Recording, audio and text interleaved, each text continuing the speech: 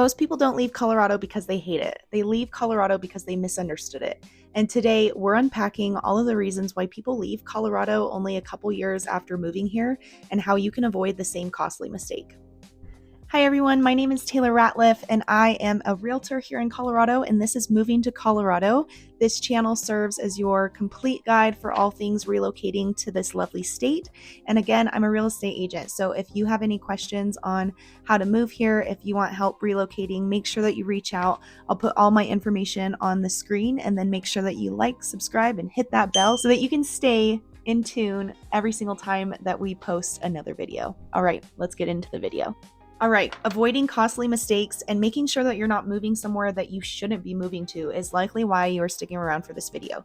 And so to start things off, we're going to talk about budget stretch. So when you move to Colorado, everything's going to add up. The insurance is more expensive here, taxes, the housing prices are super expensive here, groceries, it's going to add up. And so when you are moving to Colorado, if you are getting a wage increase, if you're looking at the differences of how much people are paid here in Colorado, if you've already secured a job and your wage is about to go up by 2 times, 3 times, whatever that looks like, you want to compare that number, what you expect to be making, with the increased cost of living. Often what I find is that people get really excited about what they're going to make here and an increased job offer, or maybe they found a job that they're moving across states for because it's going to pay them $100,000. And then they move here and they realize that the cost of living went up by 3 times, maybe even 4 times, while their wages only went up, they only doubled. And so it's really important that you are comparing what you are planning on making with the true cost of living for the city or area that you are interested in, so that you are not moving to Colorado, running out of all of your money, struggling to make ends meet, struggling to save up enough money in order to move back home. And that's usually what people do because they get a bad taste in their mouth. They end up truly going broke here, and then they don't have enough money to relocate to a better area or a different city that's going to be better for them. They have to go back home because that's where all of their resources are. So it's really important that you understand your budget, what it's going to cost to live in Colorado, and what you're going to be making, so that you are not moving here and ending up going back home in only a couple years. Second thing is that a lot of people that move to the Denver metro area expect it to be a lot bigger. And coming from somebody that lived in a very rural area, this is a huge city for me. But I have heard from people that have actually moved back to where they're from or to different states in the country that they were expecting for there to be more opportunities, more people, more things to do, more amenities. And if you are somebody that is doing like DoorDash, or maybe you're a server, or you work in the food industry or some type of tourist style work, you might be in for a rude awakening, because Colorado kind of has this like chill lifestyle, and we don't really get a huge influx of people unless you're in certain areas like Aspen or Breckenridge at certain times of the year. But a lot of people that are planning on making really great money in door dashing or really great money as a server come here and then realize that they don't have as many clients, they don't have as many customers, because it's actually not as big here as it was where they came from. So if you're somebody that's moving from a smaller area, if you're moving from a smaller state, Colorado is probably going to be great for you. But if you're moving from an area that is massive, that has everything that you want, really make sure that you understand what you're leaving behind and what Colorado is going to have for you, so that you're not moving somewhere that isn't big enough to support the type of lifestyle that you want to lead, and also the type of financial stability that you want to attain. Understanding commute times. I know I say this in so many videos, and it's because it's truly so important. A lot of people move to Colorado and they end up living in a different city than where they work. And it's because if you want to work somewhere like Boulder, if you want to work somewhere like Denver, maybe even Fort Collins area, it's going to cost you a lot more to live in that actual city than it is for you to live somewhere that's on the outskirts, or even maybe 30 minutes, 45 minutes, maybe even an hour outside of where you're going to work. And a lot of people, they end up moving here, they end up getting a job, and they realize that they budgeted for about an hour of commute time, and the time that they have to leave in order to not spend too much time early before work is rush hour time. And so they're spending hours in traffic, or it's costing them a lot of money, or they're honestly miserable because most of their life is spent working and driving because of how big the commute is. So just understand, it's a great idea for you to live in a different city if you're trying to live somewhere more affordable and still get that house and to get the best bang for your buck when it comes to housing. But you want to make sure that you are considering the type of commute that you're going to have in order to get to the areas that you need to go. Because even if you're somebody that doesn't have to work and you just want to be able to go into town in order to go shopping or go to dinner or something like that, it's important that you understand where you're living and how far it's going to take you to get to those areas. Because a lot of people also move here, and it's not even the commute time, it's that they feel very isolated because it does take them 20-30 minutes to get into town. And because of that, they are going into town less and less and less and less because it's inconvenient. So make sure that you understand where you are going to live and the commute times that it takes to get to your work, that it takes to get to the things that you want to do. Make sure that you understand this, because a lot of people, they move strategically to be able to afford a home in a great area, and then they end up having to get a new job, or they end up having to get that more expensive home that's closer to their work, or they end up leaving Colorado because they can't afford to work where they have their job. So just make sure that you are understanding the commute times, because the worst thing is if you move to Colorado for this incredible outdoor lifestyle and you're stuck in the car all the time. So that's the worst thing. We don't want that to happen. We want you to really enjoy your stay here, and that means really understanding how long it's going to take you to get from point A to point B. Social isolation is so real in Colorado, and a lot of people that move here, they expect to just build their tribe immediately and to have all of those friends and to really be able to build a huge book of business and to just get on their feet and thrive. And what I've seen a lot of people do is that they kind of wait for it to come to them.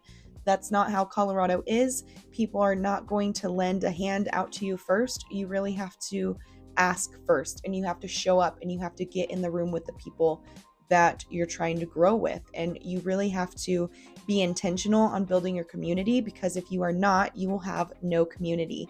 And a tip, a pointer that I will say is that if you have any hobbies, if there are things that you like to do, if there are certain types of foods that you like to eat, anything like that, anything that defines something that you like to do, look for those communities, because there's going to be a plethora of people that like to do the same things that you like to do. And that's a really great way to start building your tribe and your community, is based around the people that enjoy the things that you enjoy. So just know that the social isolation is real after the vacation phase is over.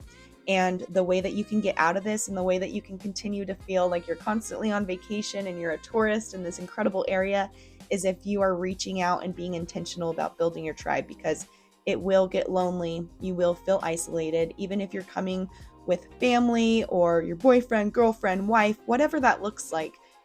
Both of you are going to get isolated, or the 5 of you are going to get isolated. And so it's very important that you understand that you want to focus on building your community, and it starts with you when you move to Colorado. And the people that don't do this, they are lonely, they're sad, they're isolated, they're not having fun, they're not living the lifestyle that they wanted to, and they end up going back home, not because they hate Colorado, not because it's not gorgeous here, not because they don't have an incredible life here, but because they're actually lonely and they miss their friends and family. And the only way that you can get over that is by building your friends and your family and your tribe and your community in the place that you are. So it's intentional. You want to build your community when you get out here, or else you're going to be isolated. A lot of people move out here because of the mountain lifestyle and the mountain access. And it's very important that you understand that just because you are close to the mountains does not mean that you live in the mountains. And often the more affordable places are not going to be right next to the foothills. It's not going to be in the mountains. It costs more to live in the mountains. Housing is more expensive in the mountains. When you get to the west side of I-25, properties are more expensive just because they're on the west side of I-25 and it's closer to the mountains. And so just because there's a lot of mountain proximity here in Colorado, that does not mean that you're going to be living in the mountains. And that's something to really sit with and make sure that you're okay with, because if you are somebody that hates the city lifestyle and you do not want to be living in a suburb, Colorado might not be the best place for you unless you're going to be living in the heart of Boulder or in different places like Conifer, Evergreen, maybe even as far out as places like Vail, Breckenridge, Jefferson, Como, places like that. So it's important to understand that not all of Colorado is mountain lifestyle. It's not like that. You have proximity to the mountains, you have incredible views, but unless you're in the mountains, you're not in the mountains. So this one's kind of a 2-for-1, the crazy weather and also the confidence gap when it comes to winter driving. So it's actually been in the 70s in Colorado in December. I am looking outside my window at a beautiful 1 to 2 inches of snow, and it's actually it's only the second snow in Colorado for the winter season of 2025. And so that's crazy. But there have been some really heavy years where we get a ton of snow. And I actually moved here in March of 2021, and that was the heaviest snowfall as recorded in March since 1985. So we were welcomed with a very cold welcome, planted right into the Colorado lifestyle. But no, a lot of people that are moving here do not know how to drive in the snow. They don't know how to drive in these weather conditions, and so they don't drive in these weather conditions. And if you're not somebody that's willing to make a drive for potentially 4 months out of the year, then your lifestyle and your livelihood, the quality of your life is going to go downhill because you are isolated and you're not going outside and you're not enjoying what Colorado has to offer. So if you're somebody that is very insecure when it comes to driving in weather, I would highly reconsider moving here, because you don't want to move somewhere that you end up trapped in. There's definitely a lot of months where it's warm and there's beautiful weather, but sometimes the winters can get very hard. And if you can't drive on the roads in the winter, we don't want you driving on the roads in the winter for your safety, for everybody else's safety, but also the quality of your life is going to go down because Colorado there's a lot of winter activities and there's a lot of things that are happening in the winter: snowing, skiing, snowboarding, skiing, things like that. And if you can't be part of that because you can't drive and get around in the snow, you should really rethink your move to Colorado, because it might be what causes you to move back to where you come from. So very important. And then when it comes to weather, we've got some crazy hail here in Colorado. We've even had a couple tornadoes. It gets kind of crazy. We actually just had a windstorm for about 4 days before Christmas, and the winds were so powerful that it was compared to a Category 3 hurricane. So wild weather randomly, and you really need to be prepared for it, because if you get sick of it, you're going to go home. If you're not prepared for drastic weather changes, it could really land you in a very dicey situation where you're not coming back to Colorado because it has kicked you out of Colorado. So I moved here, like I said, in 2021, and in 2023 I drove my car into a tornado. I am not kidding. I'm not from here. I have never lived in tornado land, and so the sky was blue and I didn't think anything of it because the sky's blue. And within minutes, all hell froze over and the sky was black and my windshield was breaking from hail. And I had that car for 6 months and it got completely totaled by hail damage. So it's very important that you understand the weather can get very crazy, and it can increase the cost of living here. That's why insurance is high. It can cause you to have some financial hardships if you don't prepare, like me. And then if you're not somebody that's going to want to go out and drive or do anything in the winter, Colorado might not be the right place for you. And if so, then we can avoid spending thousands and thousands and thousands of dollars moving here just to find out that the winters are not something that you are going to enjoy. So very important. All right. So I would say that one of the most important points on this, and one of the biggest reasons that I hear time and time and time again on why people move out of Colorado is because they didn't do enough research and they moved somewhere and it wasn't right for their lifestyle stage. And what I mean by that is if you're a retiree that's moving here for a quiet lifestyle and to have community with other retirees, maybe even a senior community, you don't want to live in Denver. You do not want to live in the middle of the city, in the middle of Rhino, where there's a bunch of young professionals and traffic and just craziness. You don't want to do that. And if you are a young professional that is potentially on your first move from your hometown, you don't want to live in a community with a bunch of people that have already lived through their 20s and 30s and want a quieter lifestyle. And then if you're coming with a family and you've got kiddos, you don't want to be the only family in that community. You want to live in a community that has parks and schools and things that are attracting the type of people that you want to live around to that community. So it's very important that you understand that there's going to be different cities, there's going to be different neighborhoods within those cities that are going to be a better fit for you based on who you are. So the conversation that I have with somebody that is looking to retire here, the conversation that I have with somebody that is looking to buy their first home ever here, the conversation that I have with somebody that has a huge family that's looking to move here and get all of their kids enrolled in great schools. Those conversations are different because the lifestyle that you're looking to lead is different. So definitely reach out if you have questions on how to really match the type of lifestyle that you want to lead with the location, because that's what I'm here for. That's what I'm good at. And that is the end of our video. So this channel, me as a resource, this video is meant to save you money. It's meant to save you time. It's to help you avoid mistakes that I've made, that I've learned from other people that have made them and have gone back to where they come from.